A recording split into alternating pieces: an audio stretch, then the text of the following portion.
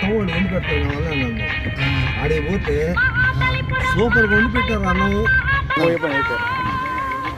ఆ